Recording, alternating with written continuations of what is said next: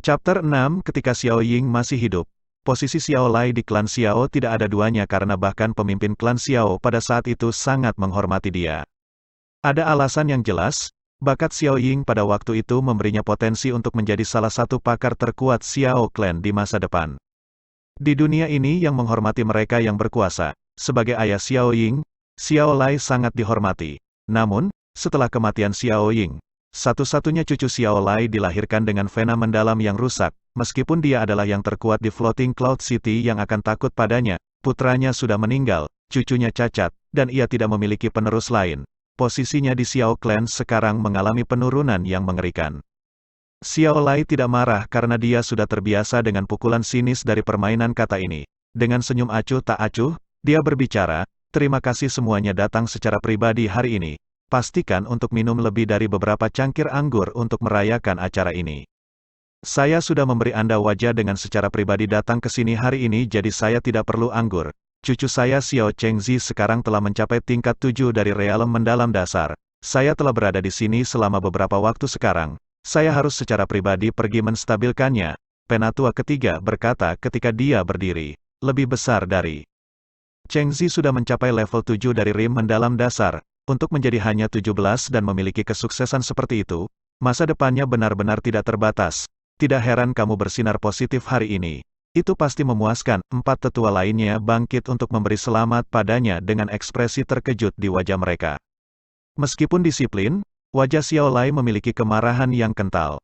Keempat saudara lelakinya selalu menghujani dia dengan hormat tetapi sejak kematian Xiao Ying dan konfirmasi dari Prof. Fein yang rusak, sikap mereka berubah menjadi lebih buruk. Pada dasarnya, mereka tidak repot-repot menunjukkan rasa hormat padanya lagi. Mereka biasanya membual tentang cucu mereka sendiri di depannya. Tetapi sekarang, di aula pernikahan cucunya sendiri, mereka masih dengan berani memamerkan prestasi cucu mereka sendiri. Saudara-saudaranya menggunakan kesuksesan cucu mereka sendiri untuk merobek bekas luka terdalam di hatinya. Tiba-tiba, suasana yang bisa membuat satu peluru keringat bergeser. Pemimpin upacara, Xiao De, buru-buru mencoba untuk mempercepat proses pernikahan dan berseru dengan suara tinggi yang melengking, "Pengantin wanita, pergi ke kamar pengantin, tamu terhormat, silakan pergi ke perjamuan." Di tengah suara gong dan genderang yang menggembirakan, pasangan yang banyak yang menonton menyelesaikan ritual ibadah mereka dan mulai berjalan menuju halaman kecil Xiao Ce. Kamar pengantin adalah kamar tempat Xiao Ce biasa tinggal. Kamar itu seluruhnya didekorasi dengan warna merah. Karpet di lantai disulam dengan halus dengan naga dan phoenix yang terbang di atas awan, simbol keberuntungan untuk pernikahan yang bahagia. Ruangan yang penuh sutra merah juga berisi tanda kebahagiaan ganda, yang besar dan dua lilin merah bersinar terang di antara lampu emas. Naga dan phoenix yang terukir pada lilin itu tampak bergoyang dalam cahaya yang berkelap-kelip. Lilin yang berkelap-kelip menyentuh tirai glasir kemasan dan sepertinya memenuhi ruangan dengan warna kabur yang melamun. Itu terisolasi dari dunia luar dan berkilau sedemikian rupa sehingga membuat mata seseorang melembut. Pelayan Xia Qingyu, Xia Dongling, mengantar Xia Qingyu untuk duduk di tempat tidurnya dan kemudian tanpa suara melangkah keluar dari ruangan sambil menutup pintu. Ruangan menjadi sunyi dan mereka hanya bisa samar-samar mendengar suara lembut napas mereka. Xia Qingyu duduk di sana dengan tenang, tanpa suara dan tanpa bergerak. Xiao Ce tidak mendekatinya tetapi malah berdiri di dekat pintu dan menatapnya dengan tatapan gelap di matanya. "Kakekmu tidak dihargai selama pernikahanmu sendiri, kau pasti benar-benar kesal kan?" Suara lembut yang jelas memasuki telinga Xiao Ce dan ekspresinya berubah. Meskipun kata-kata Xia Qingyu menyengat telinganya, dia meninggalkannya dengan kagum karena dia berinisiatif untuk berbicara dengannya. Xiao Ce melirik ke sisinya dan berbicara dengan ragu-ragu, "Benda itu terlalu berat dan jika kamu memakainya terlalu lama, itu akan menjadi tidak nyaman. Menurut tradisi pernikahan benua langit yang mendalam, pengantin pria harus melepaskan koronet untuk pengantin wanita. Beberapa waktu yang lalu, ketika dia mencoba membantunya turun kereta, dia menyengat tangannya dengan aura dingin misteriusnya.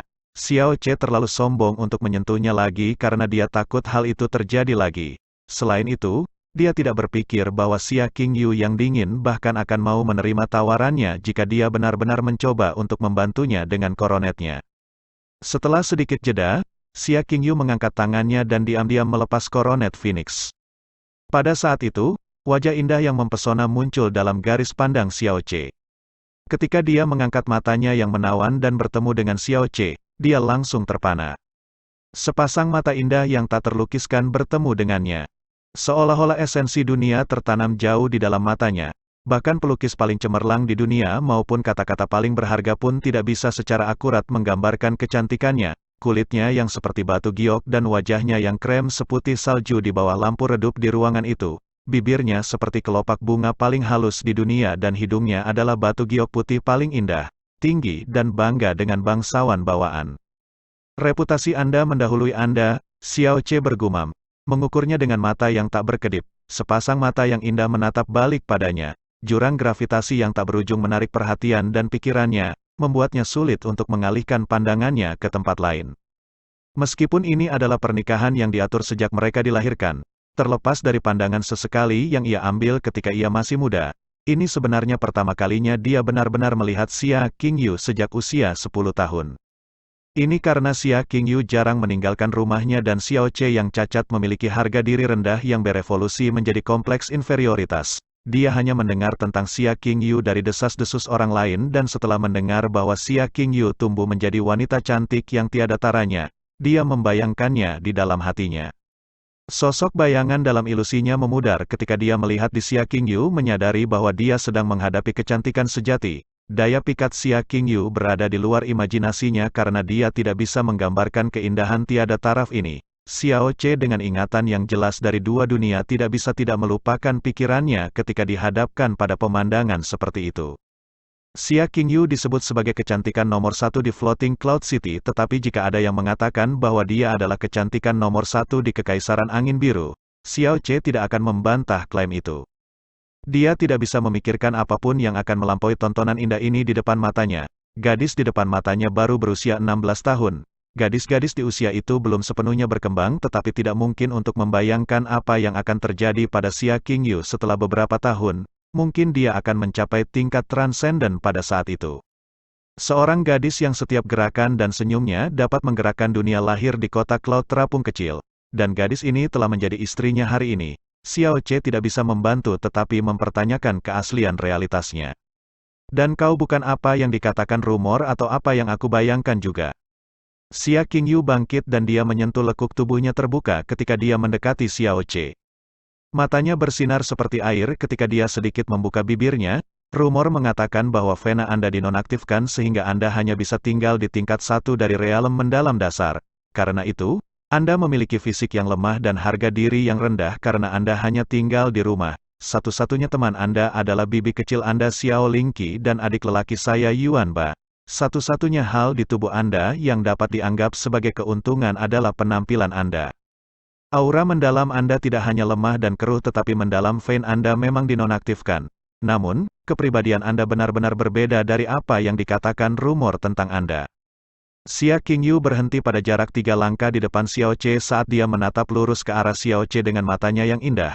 Meskipun kamu sengaja menyembunyikan dan berpura-pura karakter sejatimu, aku merasakan kesombonganmu sejak aku meletakkan matamu padamu. Anda benar-benar kebalikan dari rumor itu. Sebelumnya di tempat saya membekukan tangan Anda dengan kekuatan mendalam saya tetapi reaksi tenang Anda mengejutkan saya. Jika tangan Anda tidak diam, saya akan ragu bahwa saya gagal menggunakan kekuatan saya. Di aula pernikahan Anda dan kakek Anda Xiao Lai diejek selama acara yang begitu penting. Tetapi sepertinya Anda hanya marah sebentar, lalu kemarahan Anda menghilang. Ekspresi dan detak jantung Anda tidak menunjukkan tanda-tanda fluktuasi abnormal sama sekali. Sulit untuk mencapai kondisi mental itu bahkan untuk seorang praktisi roh mendalam setengah baya. Ketika Anda melihat saya, ada kilatan terobsesi di mata Anda yang belum berkurang bahkan sekarang. Vena mendalam Anda yang cacat adalah fakta tetapi kepribadian dan kondisi pikiran Anda yang sebenarnya telah membodohi semua orang. Xia Qingyu berbisik, saat matanya yang tak terbatas menatap tajam ke arah Xiao Ce. Xiao Ce kaget karena terkejut, dengan Xia Qingyu yang dekat dengannya. Orang biasanya akan merasa senang ketika di hadapan parfum aroma wangi bunganya tetapi Xiao Ce tidak bisa diganggu untuk dipindahkan oleh itu. Jantungnya benar-benar shock ketika dia balas menatapnya dengan kagum. Memang benar, dia memang orang yang sombong terlepas dari siapa dia di hadapan karena saat dia berada di benua Azure Cloud, dia adalah salah satu panglima perang yang bangga di sana. Siapapun yang tinggal di Floating Cloud City saat ini tidak setara dengan para panglima perang legendaris pada masanya. Meskipun kekuatannya mengalami penurunan ekstrim, pikirannya tetap sama. Dia tidak sengaja muncul seperti itu tetapi itu adalah sikap alami dari kehidupan sebelumnya. Namun, ia harus menyembunyikan diri yang sombong karena kurangnya kekuatan dan situasinya saat ini. Apa yang dikatakan Xia Qingyu telah dengan sempurna menggambarkan kepribadiannya dalam sekali jalan.